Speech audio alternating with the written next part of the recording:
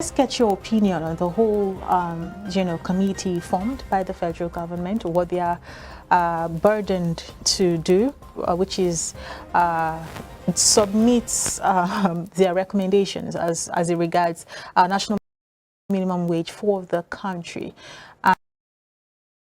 And the labor union, of course, have been on this issue for a very long time. But finally, we heard them in the news again for the first time for the year on Tuesday, saying that 200,000 naira that they had recommended earlier is no longer going to be enough, considering that the economy has gone even further down than it was last year. So how do you react to this entire situation? Well, I think the first thing is to commend the leadership of the labor movement, the NSA and TUC, for this development, that is the inauguration of the committee.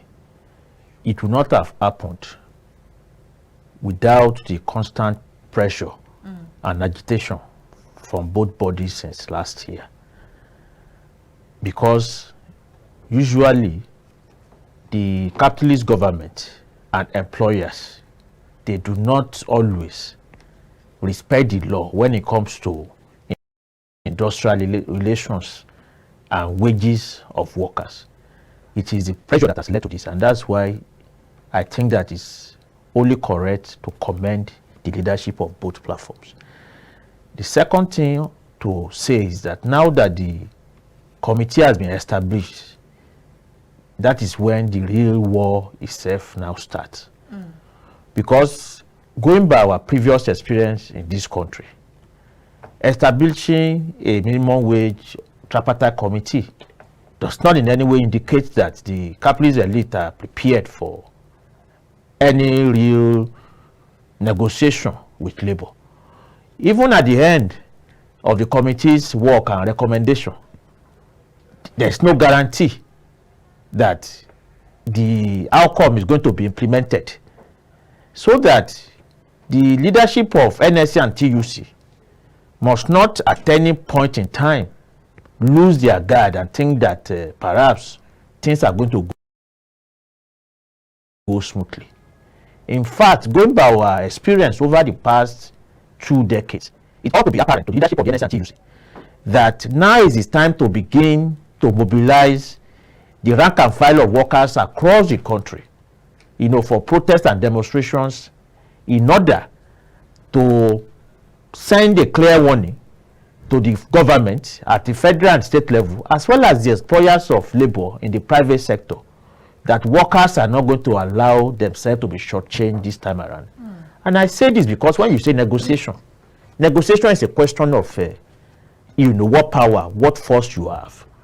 So where everything is okay, there's industrial harmony, everybody is quiet, you give the government and the employers of labor an opportunity to rigmarole the open, and they have done it before. Every minimum wage negotiation, right from the Obasanjo years, have always ended up with figures that are not in consonance with economic reality. The labor has always gone there with figures that are scientifically proven to be in consonance with the prevailing cost of living situation. And which is why I'm not surprised that the NSC is saying what he's saying, that 200,000 is no more appropriate.